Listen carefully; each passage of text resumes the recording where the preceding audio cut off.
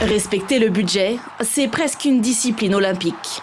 Londres, Sochi, Rio, il n'a jamais été tenu depuis 1984 à Los Angeles. Un rapport d'audit cet été pointait les risques de dérapage budgétaire, l'impact de l'inflation, mais pas seulement, par exemple aussi la pénurie de matériaux. La Cour des comptes s'est quand même inquiétée de la facture finale de l'événement pour les caisses de l'État. Son président Pierre Moscovici table déjà sur une addition de plus de 3 milliards d'euros à cause notamment des dépenses supplémentaires liées à la sécurité.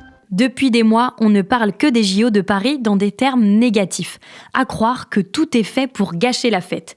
Et si finalement, ces Jeux olympiques et paralympiques se passaient bien ?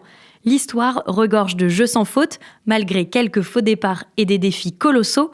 Alors tout au long de la semaine, on se demande comment réussir ces Olympiades. Épisode 3, un budget maîtrisé. On sera au rendez-vous, on sera prêt. C'est un moment immense d'émotion, de joie. On est en train de jouer l'image de la France sur les 5 prochaines années, l'image de la France sur la décennie. On a envie de célébrer ce moment comme il se doit. Ces jeux vont nous faire du bien. On sera prêt. Donc de toute façon, on n'a pas le choix, il faut réussir.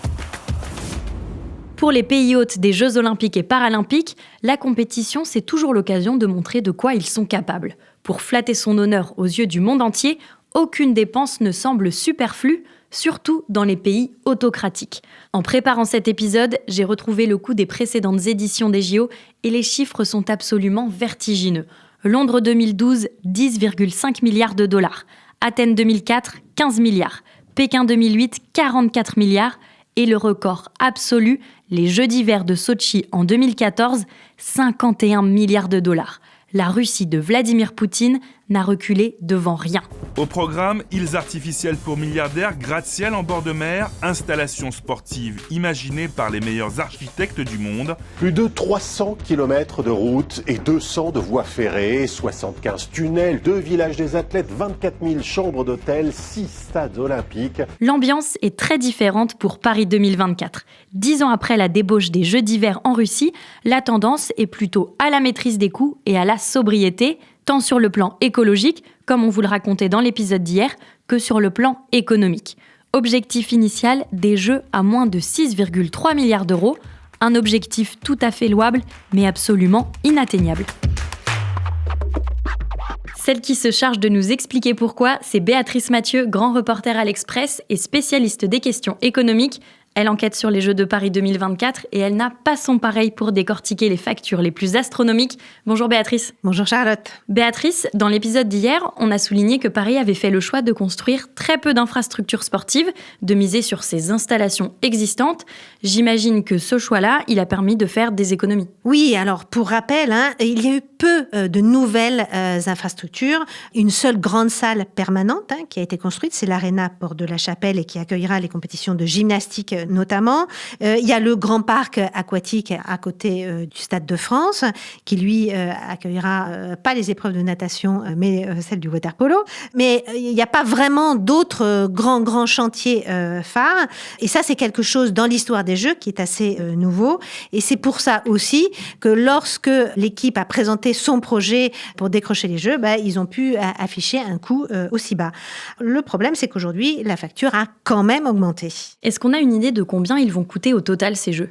Alors, officiellement aujourd'hui, nous en sommes autour de 9 milliards d'euros. C'est quand même plus que ce qui avait été énoncé quand on a déposé le dossier de candidature. Mais ça n'inquiète pas trop les organisateurs. Quand ils justifient ce dérapage, ils disent, il y a eu d'abord le Covid-19 qui a entraîné un retard des travaux, et puis la guerre en Ukraine qui a provoqué la crise énergétique et l'envolée des prix de l'énergie, et puis l'augmentation du prix des matériaux de construction. Donc, c'est vrai que c'est quand même une hausse importante, mais en réalité, quand on compare ce chiffre officiel aux environs de 9 milliards à ceux passés lors des précédentes Olympiades, on est quand même très bas. Et tu parlais de Sochi tout à l'heure, c'est vrai que c'est incomparable. Cette explosion du budget de certaines Olympiades, c'est quelque chose dont on a discuté avec notre expert de la semaine. Il s'appelle Jean-Loup Chaplet, il est professeur de management public à l'Université de Lausanne et il a travaillé pour le CIO. Lui, il se veut plutôt rassurant sur cette hausse du budget. Au sujet des budgets, on a vu bien pire dans le passé. Les Jeux Olympiques ont coûté 30 à 40% de plus de ce qui était prévu au moment de la candidature. L'exemple le plus parlant à ce sujet est sans doute celui des Jeux de Londres 2012, parce que le budget prévisionnel avait été sous-évalué, autour de 5 milliards, Et finalement, c'est plus de 11 milliards de livres qui ont été dépensés à l'époque. Parce que, par exemple, ils n'avaient pas compté la TVA dans ce budget. Et d'autre part, ils avaient oublié de mettre un budget pour les Jeux paralympiques, alors que justement, le comité d'organisation de Londres 2012 est le premier comité qui était aussi chargé de l'organisation des Jeux paralympiques. C'était tout à fait courant parce que il y avait un système d'enchères pour l'attribution des Jeux. Et ainsi, les villes candidates avaient tendance à sous-évaluer leur budget tout en annonçant des Jeux extraordinaires et des constructions formidables. Et donc, ça ne fonctionne plus comme ça aujourd'hui. Ceci est maintenant terminé parce que, d'une part, la politique est de ne plus construire et d'utiliser plutôt des installations existantes.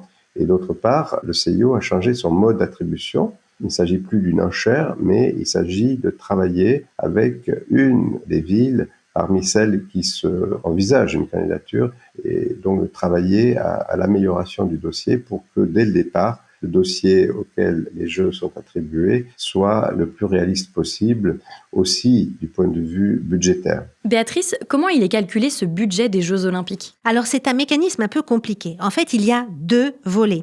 Tout ce qui est dépenses opérationnelles, c'est-à-dire l'organisation purement stricte en fait de l'Olympiade, c'est-à-dire l'allocation des infrastructures, l'événementiel et puis l'organisation des compétitions, c'est pris en charge par un organisme qui s'appelle le COJOP. Là, l'estimation du budget, c'est aux environs de 4,4 milliards d'euros. Et puis, il y a un autre volet, là, c'est la construction des ouvrages olympiques. Et ça, c'est la Solideo, une autre structure qui est en charge. Là, le budget est estimé officiellement aux environs de 2 milliards. Et chacune de ces structures possède un périmètre bien défini, des équipes bien définies aussi, et des ressources qui leur sont propres à chacune. Ça tombe bien que tu évoques ces ressources. On le sait, les dépenses, il va falloir les compenser par des recettes.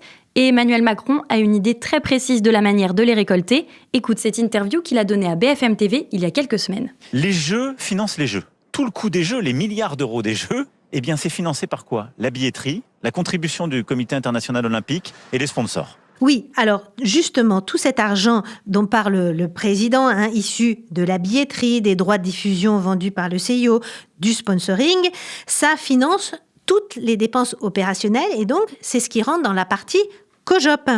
Et puis la partie Solideo, donc la construction là des ouvrages olympiques, ne profite pas du sponsoring ni de la billetterie.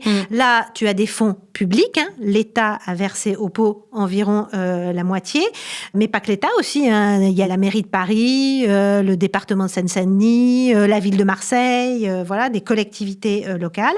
Et puis il y a l'argent donné par les promoteurs, c'est environ l'autre partie du budget pour la construction des logements du village olympique. Donc quand Emmanuel Macron dit « les Jeux financent les Jeux », qui est une formule bien connue et très très usée dans le monde olympique, il ne parle en fait que d'une partie du budget, que du budget du COJOP. Et pourtant, Béatrice, ce duo d'organisation, il n'est pas spécifique à Paris. Ce type de gouvernance, c'est typique des dernières Olympiades. D'après Jean-Loup Chaplet, tout a changé au tournant des années 2000. Alors, la séparation, plus exactement, entre opérationnel et investissement, s'est révélée nécessaire à la suite d'expériences passées. Il y a bien sûr l'expérience d'Atlanta 96 qui a été obligée de construire un stade olympique à ses frais, qui ensuite a été démoli. Et puis, il y a l'expérience aussi très négative de Montréal, où le COJO a été obligé de construire toute une série d'installations olympiques, dont le parc olympique, à très grands frais, qui a causé une dette énorme, qui a duré pendant 30 ans et qui a été finalement épongée par l'État québécois. Donc, confier la construction d'installations, comme c'était la politique à l'époque, et non l'utilisation d'installations existantes, grévait considérablement les budgets des COJO de façon tout à fait injuste, parce que le COJO disparaissait après les Jeux, et donc les installations revenaient aux collectivités territoriales sur lesquelles elles étaient construites, et donc c'était à ces collectivités d'assumer les coûts de construction, et surtout les coûts d'exploitation après coup. Tout ça, ce sont juste les dépenses officielles. Il y a aussi des dépenses, que je dirais un peu cachées, qu'on n'évoque jamais quand on parle du budget. Comment ça, des dépenses cachées ? Alors, on se borne aux dépenses du COJOP et de la Solideo. En fait, en se bornant à ces 2 budgets, on rate une partie croissante de l'histoire. Je vais donner l'exemple de la sécurité privée. Alors, à la sécurité à l'intérieur en fait des lieux où vont se passer les épreuves, dans les stades ou les arénas. Là, c'est pris en charge par le COJOP. Et puis, il y a la sécurité dans les rues, une grande partie de la sécurité qui va se passer lors de la cérémonie d'ouverture, si elle a lieu sur la scène. Là, ça n'est pas le budget du COJOP, c'est l'État qui va en prendre en charge l'intégralité. Il va falloir payer les militaires, il va falloir payer les primes des gendarmes. Et ça, on n'en parle pas quand on parle du budget des Jeux Olympiques. Et puis, il y a une autre partie du budget caché. Je te donnais l'exemple, en fait, de l'Arena Porte de la Chapelle. En fait, elle a effectivement été construite pour les Jeux Olympiques. Une partie est prise sur le budget de la Solidéo, mais l'autre partie de la construction de cette aréna, c'est la mairie de Paris qui le paye. Donc c'est bien d'une certaine façon de l'argent public qui ne rentre pas dans le budget officiel des Jeux Olympiques. Et donc, le contribuable paiera bien une partie de la facture d'une manière ou d'une autre. Béatrice, on a compris que pour réussir ces JO, il faut parfois mettre la main au portefeuille, mais j'imagine qu'organiser des Olympiades, ça génère aussi des retombées économiques intéressantes. Alors en réalité, pas tant que ça. Il y a plein d'études qui ont été faites sur les Olympiades passées et puis des prévisions qui sont faites à la fois par l'INSEE, par exemple, ou d'autres cabinets comme le cabinet d'études Asterès pour évaluer l'impact en fait des JO. Alors Asterès, justement, évalue l'impact des JO à 116 000 emplois créés, mais on sait très bien que c'est des emplois, une grande partie vont être des emplois temporaires, et un peu moins de 10 milliards de plus-value économique supplémentaire. Bref, et ça c'est l'INSEE qui nous dit, un gain de croissance de 0,1% au troisième trimestre 2024, gain qu'on va perdre en fait au trimestre suivant. Donc on est vraiment sur du conjoncturel. Et si on regarde dans le rétroviseur, j'imagine que ton expert est d'accord, Charlotte, pour dire qu'il n'y a jamais vraiment eu de miracle économique JO. Non, il n'y a pas de miracle JO, mais effectivement, quand même, des sommes importantes sont dépensées, notamment au niveau de la construction, au niveau des opérations, pendant et avant l'événement. Et puis, après coup, il y a quand même quelques retombées touristiques, en tout cas quelques années après l'organisation des Jeux.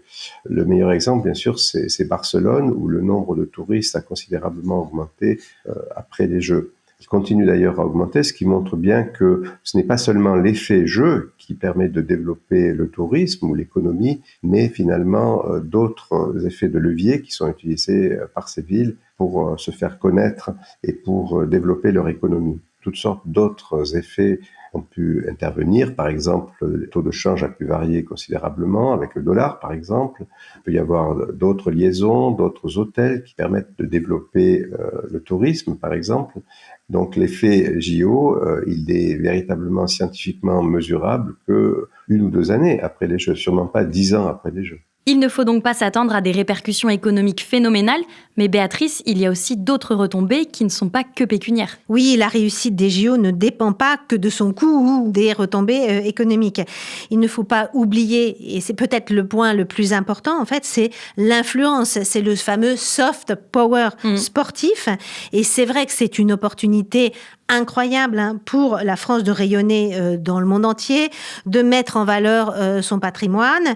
Et puis, ce qui compte aussi, c'est ce qu'on appelle l'héritage. Et là, les membres du COJOP appuient très, très souvent sur ce point-là en disant, regardez tout ce que l'on va apporter, notamment au territoire de la Seine-Saint-Denis, avec le parc aquatique, toutes les piscines, en fait, qui vont être des bassins d'entraînement et qui vont être créés en Seine-Saint-Denis. Un territoire qui est dépourvu de piscines. Donc, tout ça, c'est quelque chose dont la population bénéficiera pour des années et des décennies, et c'est difficilement chiffrable. L'analyse économique des Jeux Olympiques de Paris, c'est signé Béatrice Mathieu, grand reporter à l'Express. Béatrice, on te retrouve demain pour la suite de cette série. Oui, et demain, on va parler d'un vrai risque pour les JO, les transports. Chers auditeurs, pour ne pas rater la suite de notre série spéciale intitulée « Comment réussir ces JO », n'oubliez pas de suivre La Loupe sur votre plateforme de podcast favorite, par exemple Spotify, Podmust ou Apple Podcast. Et pour retrouver toutes les enquêtes de Béatrice et de ses collègues sur les JO, il suffit de vous connecter sur le site de l'Express. C'est là-bas que vous pourrez vous inscrire à notre newsletter dédiée justement aux Jeux Olympiques. À demain!